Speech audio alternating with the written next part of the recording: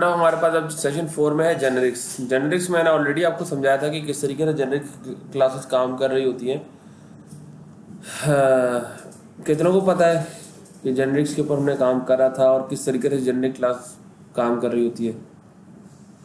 जो ऑब्जेक्ट बनाते हैं वो कैरलिस्ट के हम मैंने आपको बताया था कि ये क्लासेस जेनरिक्स है और इसकी वजह क्या है। कितनों को याद है? ज़रा हाथ खड़ा करो। कैरलिस्ट के आगे हमने एक टैग में डिफाइन करा था डेटा टाइप। हाँ, कितनों को याद है? याद है ना, वो टैग के अंदर में स्ट्रिंग या इंटीजर लिखी। हाँ, तो वही चीज़ जेनरिक्स क्लासेस थी वो। अब हम उन क्लासेस को किस तरीके से खुद से बना सकते हैं, बेन फोकस उस चीज़ पे। ठीक है, अब यहाँ पर जिस तरह ये बता रहे हैं कि भाई हमने यहाँ पर बोल रहे जेनरिक्स बना क्यों रहे, वजह क्या है जेनरिक्स बनाने की। तो बोल रहे अगर हम लिंक लिस्ट में कोई भी चीज़ ऐड करवाते हैं, ठीक है, तो यहाँ पर अगर हम उसके अंदर जब ऐड करवा रहे हैं तो यहाँ पर हम बता रहे हैं न्यू इंटीजर के ये हमारे पास किस चीज़ टाइप का डेटा है, इंटीजर टाइप का डेटा है। और उसके बाद वो यहाँ पर क्या बोल रहे हैं कि फिर उसके अंदर से कोई भी चीज़ गेट करी और फिर इंटीजर में उसके जो है जाहिर बात है हमें उसकी ऑटो बॉक्सिंग, हाँ टाइप कास्ट करके उसको नम में असाइन करना पड़ेगा। लिखा हुआ क्या है यहाँ पर?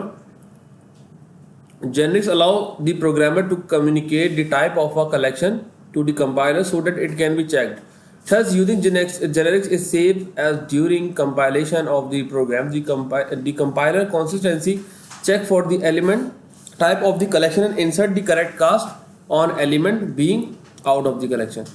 अब इस चीज़ को वो यहाँ पर बता रहे हैं कि हम यही काम अगर जेनरिक से करें तो यहाँ पर हमें ऑटो बॉक्सिंग करने की ज़रूरत नहीं पड़ेगी। वो जो हमने यहाँ पर टाइप कास्ट करने की ज़रूरत नहीं पड़ेगी। हम डायरेक्टली यहाँ पर इंटीजर डिक्लेयर कर देंगे। जब हमने यहाँ पर इंटीजर डिक्लेयर कर दिया तो अब ये पूरा लिंक लिस्ट इंटीजर टाइप का बन चुका है। और अगर मैं इस एक वैल्यू को निकालूँ तो वो डायरेक्टली नम के अंदर जो कि इंटीजर टाइप का वेरिएबल है उसके अंदर असाइन हो जाएगी। उसको टाइप कास्ट करने की ज़रूरत नहीं पड़ेगी। It is not necessary to cast an integer because compiler insert the correct cast of the element.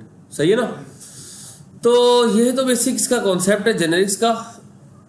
अब यहाँ पर ज़रा हम बात कर लेते हैं कि डिक्लेयर किस तरीके से करते हैं। एंगल ब्रैकेट के थ्रू डिक्लेयर कर रहे होते हैं जितनी भी जेनरिक क्लासेज हैं। ठीक है, generic class is a mechanism to specify the type relationship between a component type and its object type. अच्छा जनाब, अब आगे चलते हैं यहाँ पर और जो है अब ये बोल रहे हैं कि अगर हमें खुद से जेनरिक क्लास बनानी है तो क्या करना पड़ेगा।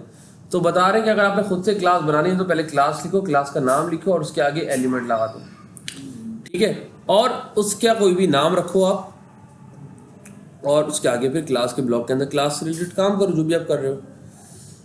मिसाल के तौर पे यहाँ पर ये बता रहे हैं हमें कि हमने एक क्लास बनाई है और उसको आगे टी मतलब कि इसमें किस टाइप की क्लास है। टी फॉर टाइप एक तरह से। ठीक है, इसके बिल्ट इन कीवर्ड्स हैं t for type, k for key, v for value, n for number, e for element and s u and so on. इनमें से कोई भी नाम रख सकते हैं लेकिन ये तमाम के तमाम पैरामीटर्स में इस्तेमाल हो रहे होते हैं। ठीक है ना? क्या लिखा हुआ? The code create and generate type class declare with the type variable T that can be use anywhere in the class. अब हम इस टी को किसी भी जगह पे क्लास में यूज कर सकते हैं। To refer to this generic class a generic type invocation is perform which place t which a value such as string. Typically type parameter name a single uppercase letter. Single होते हैं और uppercase letter होते हैं जो भी हम क्या कर रहे होते हैं, पैरामीटर पास कर रहे होते हैं। अब यहाँ पर हमने क्लास बनाई है नंबर लिस्ट की जिसका हमने टाइप बताई है और उसका नाम t रख दिया। अब हम प्राइवेट t ऑब्जेक्ट यानी कि यहाँ पर जो t मैं क्लास का ऑब्जेक्ट बनाते वक्त डिफाइन करूँगा इंटीजर, फ्लोट, डबल, वो यहाँ पास हो जाएगा। सही है। और जब मैं फंक्शन बनाऊंगा तो फंक्शन के आगे पैरामीटर में भी वही वेरिएबल, वही डेटा टाइप पास करवाऊंगा, चाहे वो इंटीजर होगी, चाहे वेरिएबल होगी, चाहे वो आपका जो है जो भी होगी। खैर नीचे आ जाते हैं और वही बता रहे हैं कि जब मैं स्ट्रिंग लिस्ट बना रहा हूँ तो स्ट्रिंग मैंने पास करवा दी। क्योंकि क्यों पास करवा सके? क्योंकि यहाँ पर हमने पैरामीटर छोड़ा हुआ इसका। Object is equal to new list और उसके कंस्ट्रक्टर से पहले भी मैंने आपको बताया था पास करवाते और उसके बाद फर्दर काम करवाते। यानी कि अब यहाँ पर भी स्ट्रिंग पास होगा और यहाँ पर भी स्ट्रिंग पास होगा। यानी कि ये भी स्ट्रिंग टाइप का एक ऑब्जेक्ट बन चुका है और ये भी वेरिएबल एक स्ट्रिंग टाइप का बन चुका है।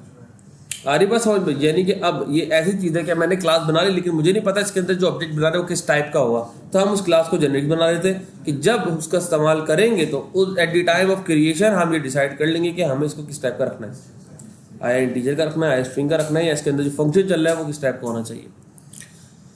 ठीक है जनाब। अब ये आपके सामने जो है एक बिल्ट इन जो है एग्जाम्पल बनी हुई है टेस्ट क्यू के नाम से, ठीक है ना, टेस्ट क्यू। अब यहां पर हमने एक डेटा टाइप लिख दिया। अब ये डेटा टाइप क्या है? एक जनरिक क्लास हम बना रहे हैं, सही है। अभी डेटा टाइप एक जनरिक क्लास हम बना रहे हैं जिसका डेटा टाइप हमने पैरामीटर नाम रखे। मैंने बोला सी या कुछ भी हम लिख सकते हैं, टी रखो बी रखो, लेकिन इन्होंने डेटा टाइप लिख दिया। नीचे आ जाते हैं लिंक लिस्ट। लिंक लिस्ट आपको पता है क्या होता है? कलेक्शन एपीआई की क्लास है जो लिस्ट के अंदर होती है, ठीक है ना। लिस्ट लिंक क्योंकि एक जेनरिक क्लास है, हमने उसका ऑब्जेक्ट बनाया और इसके जेनरिक के अंदर हमने वो टाइप पास करवा दी जो हम टेस्ट क्यू का ऑब्जेक्ट बनाते हुए लिखेंगे। यानी कि अगर जब मैं टेस्ट क्यू का ऑब्जेक्ट बनाऊंगा, अगर उधर मैं स्ट्रिंग पास करूंगा तो स्ट्रिंग इधर आ जाएगा और ये लिंक लिस्ट भी सिर्फ स्ट्रिंग वैल्यू को स्टोर करवाएगा। नीचे चलते हैं एन क्यू। अब इन क्यू का हमने एक फंक्शन बनाया है जो कि क्या कर रहा है, डेटा टाइप को ले रहा है। अब जिस टाइप का डेटा हम यहाँ डिफाइन करेंगे उसी टाइप को आइटम्स को लिस्ट में आइटम में ऐड करवाएगा। ऐड लास्ट आइटम और लास्ट में, ठीक है ना, ये लास्ट में ऐड करवाएगा आइटम्स के अंदर जो भी वैल्यू हम इन क्यू के थ्रू पास करवाएंगे। इसी तरह D Q remove first. D Q क्या काम कर रहा होता है? रिमूव फर्स्ट वैल्यू कर रहा होता है और इसकी रिटर्न टाइप भी वही होगी जो हम डेटा टाइप बनाते हुए यूज कर रहे होंगे, return item dot remove first. यानी कि जब भी ये फंक्शन चलेगा जो भी फर्स्ट वैल्यू होगी उसको रिमूव कर देगा। इसी तरह बोलियन क्या करता है? हमने बना दिया जो कि आइटम का साइज अगर इक्वल टू है तो जो भी ट्रू है या फॉल्स, अगर आइटम बिल्कुल खत्म हो गया, जीरो हो गया, तो वो ट्रू रिटर्न कर देगा, जब तक उसके ना कुछ रहेगा फॉल्स रिटर्न करता रहेगा। ऑब्जेक्ट हमने बनाया और हमने इनक्यू जावा हेलो जावा, ये दोनों क्या करेंगे, वैल्यू को ऐड करवाएंगे। और हमने क्योंकि यहाँ स्ट्रिंग डिफाइन कर दिया तो ये पूरा सिनेरियो जो पीछे चलेगा ये स्ट्रिंग में चलेगा। बिल्कुल, यहाँ भी स्ट्रिंग में आ जाएगा, यहाँ भी स्ट्रिंग आएगा, तो यहाँ से स्ट्रिंग वैल्यू इसके अंदर ऐड हो जाएगी। ठीक है ना, हमने इनक्यू के फंक्शन चलाए। उसके बाद हमने यहाँ पर क्या बोल दिया कि test object dot dequeue. Dequeue के अंदर क्या हो रहा है? रिमूव फर्स्ट हो रहा है, तो रिमूव फर्स्ट और उसको रिटर्न करवा दो, जो भी चीज रिमूव हो रही है उसको रिटर्न करवा दो। तो यहाँ पर जो भी वैल्यू होगी वो प्रिंट हो जाएगी, ये हमने रिमूव करवा दिया। रिमूव क्या होगा? हेलो रिमूव, हाँ जावा रह जाएगा। तो यहाँ पर क्या बोल रहे हैं कि in this code a generic class is create that implement the concept of queue and dequeue on any data type such as integer, string and double.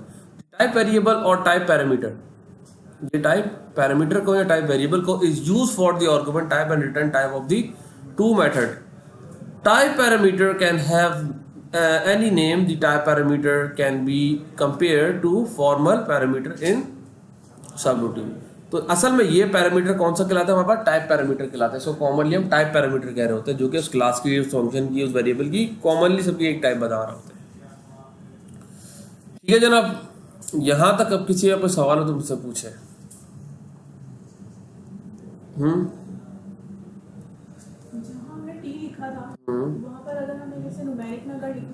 Numeric में नहीं, अल्फाबेटिकल वैल्यू लिखेंगे ना। यहाँ पर लिखा है सिंगल, देखो type name और सिंगल अपर केस में होना चाहिए, तो अपर केस में जहरी बात है कोई अल्फाबेटिक होते हैं ना।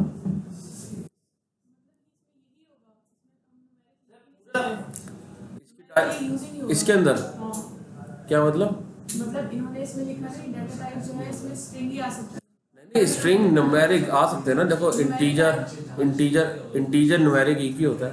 इंटीजर लिखेंगे हाँ ना, डेटा टाइप इंटीजर होती है ना, न्यूमेरिक तो नहीं होती इसमें कोई।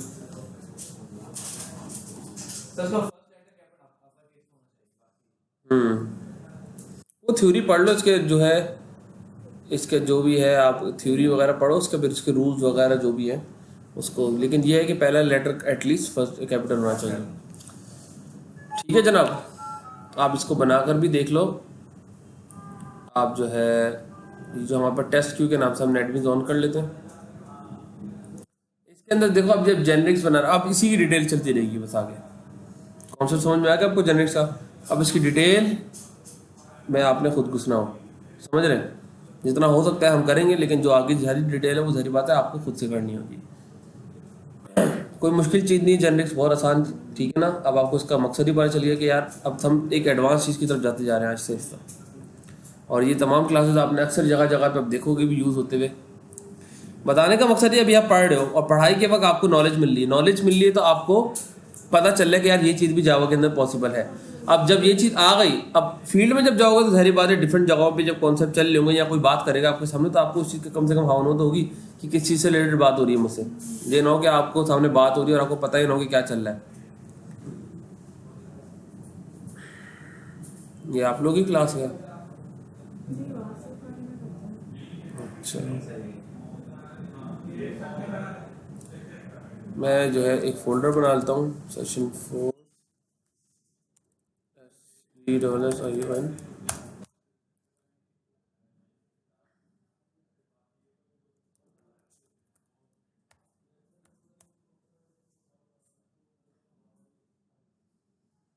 अच्छा जनाब, इधर जो है हम करते क्या हैं, अब मैं इस क्लास का नाम जो है वो टेस्ट क्यू कर देता हूँ और इसे एक जेनरिक क्लास बना देता हूँ।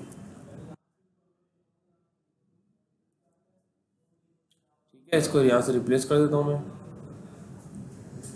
रीनेम फाइल का नाम मैंने कर दिया, ठीक है। अब यहाँ पर ये क्या बोल रहा है, लिखा है missing @ tag for data type. खैर इसकी देने की ज़रूरत नहीं है, ये बोल रहा है ऐसे डेटा डिफाइन करो, तो ये अभी यहाँ पर इसकी ज़रूरत नहीं, क्योंकि हम इसको कुछ नहीं, ऐसे ही हिंट दे रहे हैं हमें।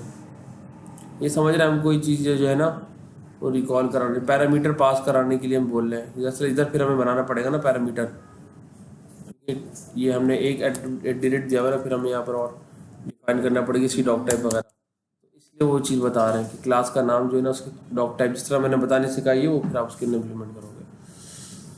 अच्छा, अब इसके अंदर हमने ये फंक्शन बना लिए, बिल्ट इन क्लास है, आपको पता है लिंक लिस्ट की। अब मुझे इसको दोबारा दोबारा बताने की ज़रूरत नहीं पड़नी चाहिए।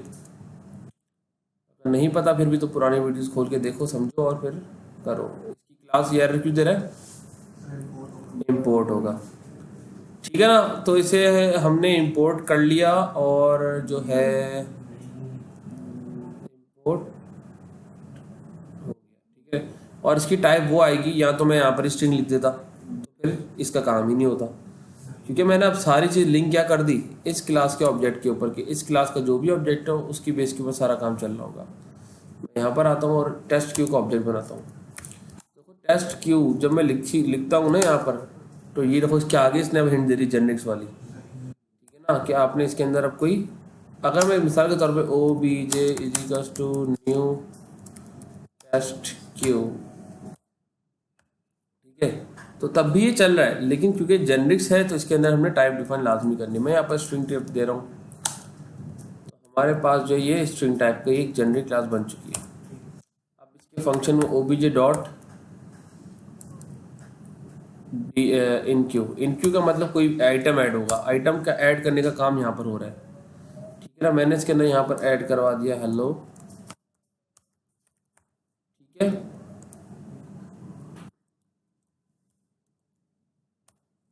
और यहाँ पर हेलो वर्ल्ड,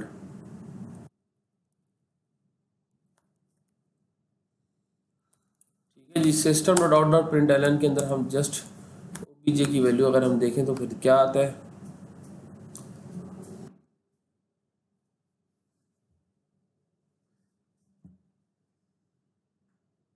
अब यहाँ पर क्या शो करवा रहा है, जाहिर सी बात है क्योंकि जो है हमने यहाँ पर अभी इसने उसका पूरा पार उठा कर दे दिया कि भाई OBJ के कौन सी पैकेज के अंदर क्या क्या बना हुआ है। मुझे यहाँ पर क्या शो करवाना है अब, DQ क्या करवा रहा है, DQ हमारे पास रिटर्न करवा रहा है, ठीक है ना? उसके लिए शो करवाने के लिए फिर हमें एक और फंक्शन बनाना पड़ेगा जो कभी यहाँ पर ऐड हो रहा है या रिमूव हो रहा है, ठीक है। तो उसके लिए हम शो करवा सकते हैं ताकि हमारे पास OBJ डॉट, यहाँ से नहीं फिर इसी के ऑब्जेक्ट के थ्रू काम करना होगा। कोई एक फंक्शन बनाकर आइटम डॉट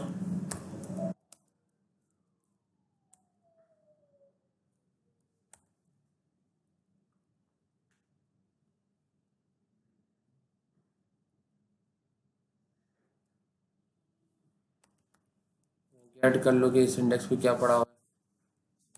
खैर इस तरीके से ये करेंगे, एक अलग चीज़ है। अब यहाँ पर क्या रिमूव करवा रहे हैं, जो डी क्यू के ऊपर आपके पास जो भी वैल्यू होगी, ये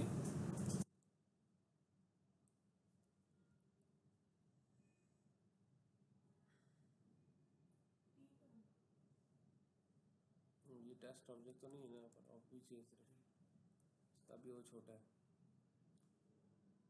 और ये एक ब्रैकेट ज़्यादा रखा है।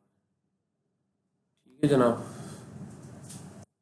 इसने हमें डी क्यू करके दिखा दिया, जो कि हमारे पास क्या है, हेलो, और हेलो बता रहे रिमूव हो चुका है हमारे पास क्यू से। तो बताने का मतलब इस एग्जाम्पल को लिस्ट लिंक लिस्ट समझाना नहीं था, इस जेनरिक्स का कॉन्सेप्ट समझाना था कि जेनरिक्स किस तरीके से काम कर रहा है। ठीक है जनाब, तो यहाँ पर हेलो प्रिंट हो गया, सही है।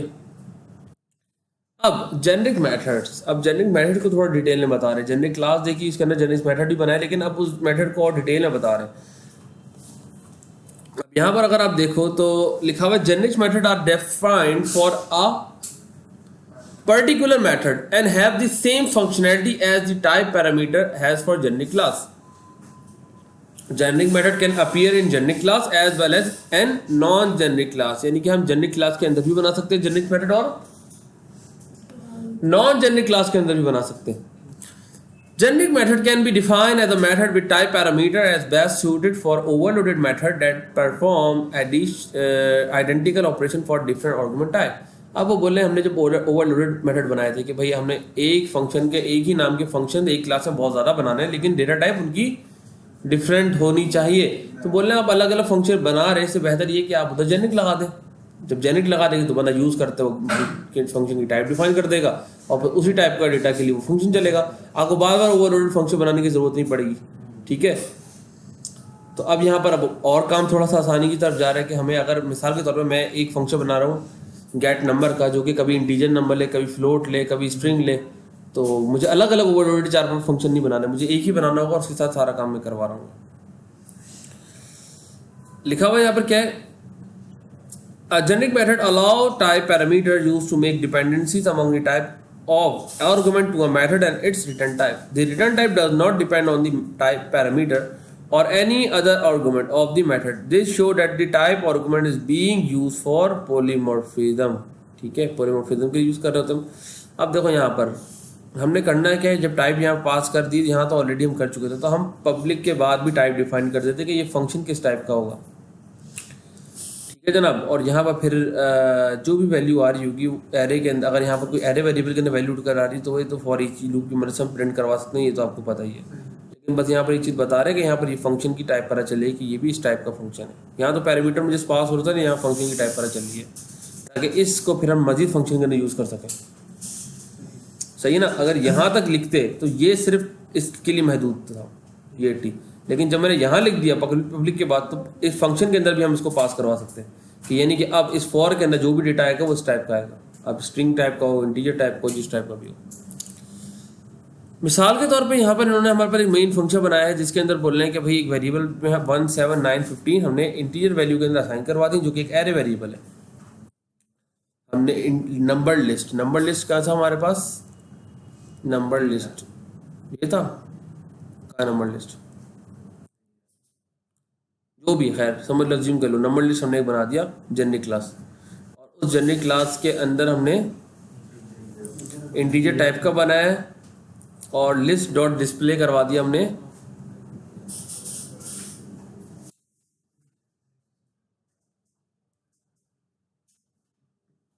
इंटीजर नंबर को। यहाँ पर क्या बोल रहे हैं, अब यहाँ पर ये डिस्प्ले का फंक्शन बता रहे हैं, अज्यूम करवा रहे हैं कि कोई फंक्शन होगा आपके पास जो कि क्या करवाएगा, वैल्यू को प्रिंट करवाएगा। कौन सी वैल्यू को प्रिंट करवाएगा, जो इस एरे के अंदर आएंगी। अब ये अज्यूम कर लें ये जो फंक्शन ये डिस्प्ले का है ना, ठीक है, ये फंक्शन डिस्प्ले का। अब ये नंबर लिस्ट वाली ये क्लास ही हमारे पास, जो ये क्लास का ऑब्जेक्ट बना रहे हैं नंबर लिस्ट का। अब देखने में ये लग रहा है बिल्कुल खाली चीज़ से, कोई डेटा टाइप डिफाइन नहीं हुई, लेकिन सारा काम यहाँ से ही हो रहा है। मैंने जब इंटीजर बना दिया इस क्लास को, तो इसने इसी ऑब्जेक्ट का बनाया, डिस्प्ले के अंदर हमने इंटीजर वैल्यू पास करवा दिया। अब इंटीजर वैल्यू यहाँ पर गया, कहाँ पर गया, यहाँ पर सारी वैल्यूज इसके अंदर साइन हो गए और उसको पता है यहाँ पर ये इंटीजर टाइप का बन गया। जब हमने क्लास बना तो इंटीजर डिफाइन करा तो फंक्शन भी इंटीजर टाइप का बन चुका है। इसके अंदर इंटीजर टाइप का ही फॉर ईच लूप चलेगा, जिसकी वजह से हमारे पास बार बार वैल्यू प्रिंट हो जाएगी जो भी हमारे पास एरे के अंदर स्टोर हो रही होगी। ठीक है जनाब, इसको जल्दी से मैं बनाकर दिखाता हूँ आपको ताकि आपको और क्लियर हो थोड़ा। क्लास बनाते हैं हम जल्दी से, यहाँ पर आते हैं और न्यू क्लास बनाते हैं। चलो क्लास का नाम नंबर लिस्ट बना देते हैं। ठीक है जी, नंबर लिस्ट हमारे पास एक जेनरिक क्लास है और जिसके अंदर हमारे पास ये सारा का सारा सिनेरियो चल रहा है।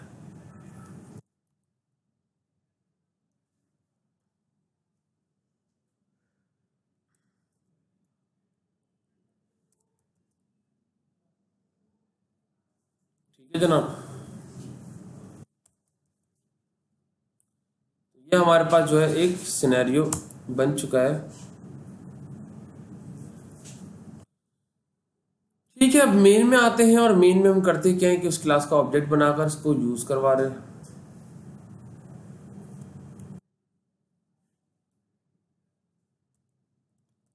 ठीक है जनाब, पब्लिक स्टैटिक वॉइड मेन में हमने क्या करा, पहले उस वैल्यू में वैल्यू सेंड करवाई और उसको प्रिंट करवा दिया। तो देखो बेटा, तमाम वैल्यू सही चल रही हैं, करेक्ट डेटा टाइप के ऊपर चल रही हैं, कोई भी एरर वगैरह किसी किस्म की चीज़ भी नहीं आ रही और डिस्प्ले वाला फंक्शन यूज हो रहा है। अब मिसाल के तौर पर ये डिस्प्ले वाला फंक्शन है ना, अब ये डिस्प्ले वाला फंक्शन क्या रिटर्न करेगा, यहाँ पर मैं यहाँ पर देखता हूँ तो लिखा हुआ है एक जेनरिक्स, कोई भी टाइप आएगी जो भी क्लास की टाइप होगी और एरे होगा, लेकिन इसने यहाँ पर डेटा टाइप डिफाइन नहीं करी किस टाइप का एरे बनेगा। अगर मैं यहाँ पर जाता हूँ, इस क्लास को मैं यहाँ पर डिफाइन कर देता हूँ, मैं यहाँ पर जाता हूँ और एक स्ट्रिंग बनाता हूँ, स्ट्रिंग का एरे बनाता हूँ। ठीक है जनाब, और जब स्ट्रिंग का एरे बनाऊंगा तो हर चीज डबल कोट के अंदर आएगी। ठीक है ना, मैं लिख देता हूँ, नहीं देगा, अच्छी बात है ना, क्यों देगा एरर को। तो मैंने जल्दी से कार बिठा दिया ना उसको एरर देने से पहले, हम कंप्यूटर से ही फास्ट करो अपनी स्पीड को। ठीक है, एपटैक और मशरूम। ठीक है, तो हमने यहाँ पर 4 वैल्यू स्टोर करवा दिए और इस जाहिर बात इस क्लास को मुझे क्या डिफाइन करना पड़ेगा, स्ट्रिंग। जब जहाँ स्ट्रिंग होगा तो पूरा ही सिनेरियो स्ट्रिंग का बन जाएगा और हमारे पास ये वेरिएबल स्ट्रिंग पे काम करेगा। यहाँ पर अगर मैं लाइन ब्रेक कर दूँ, हर लाइन के बाद system.out.println लगा दूँ बस, तो आपको हर रिजल्ट नई लाइन में मिलेगा। ठीक है जनाब, तो समझ में आ रहा है कि जेनरिक फंक्शन क्या है अब। लेकिन अगर किसी बच्चे को यही नहीं पता कि फंक्शन क्या होते हैं तो वो जेनरिक फंक्शन में भी फंस जाएगा होगा।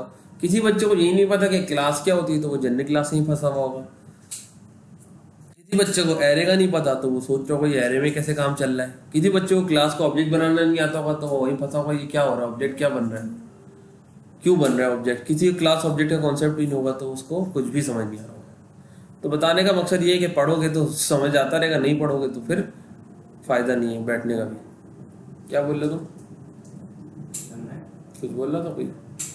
सर मैं यही बोल रहा था, बेसिकली इसका मकसद ये है कि आपको एक दफा मेथड बनाना पड़ेगा और आपको उसको अलग अलग तरीके से, हाँ, बार बार आप, बिल्कुल बिल्कुल बिल्कुल, आप उसको आपको उसको बार बार ओवरलोडेड फंक्शन बनाने की जरूरत नहीं। मिसाल के तौर पे अब मैं इसी क्लास का ऑब्जेक्ट बनाता हूँ नंबर लिस्ट का, यही काम मैं दोबारा से करवाता हूँ। नंबर लिस्ट का क्या, यहाँ से इसी को कॉपी कर लेते हैं, वो मैंने स्ट्रिंग का बना दिया, ये मैंने इंटीजर का बना दिया, समझ रहे हो। अब मुझे इसके अंदर ओवरलोडेड फंक्शन करवाने की जरूरत नहीं है।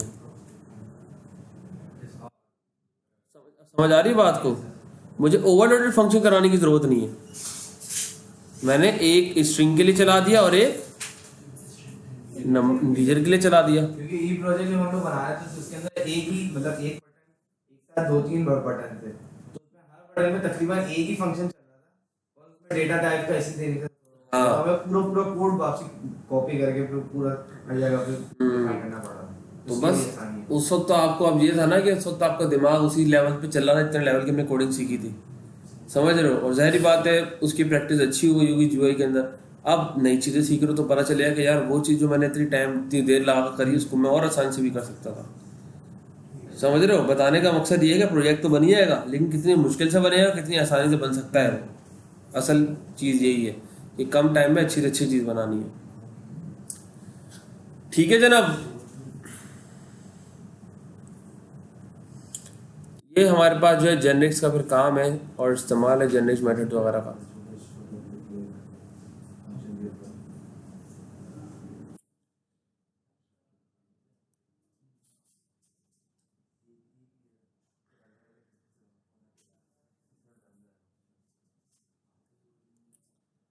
अच्छा जनाब, अब यहाँ पर क्या बोल रहे हैं, to create generic method and constructor type parameter are declare within the method and constructor signature.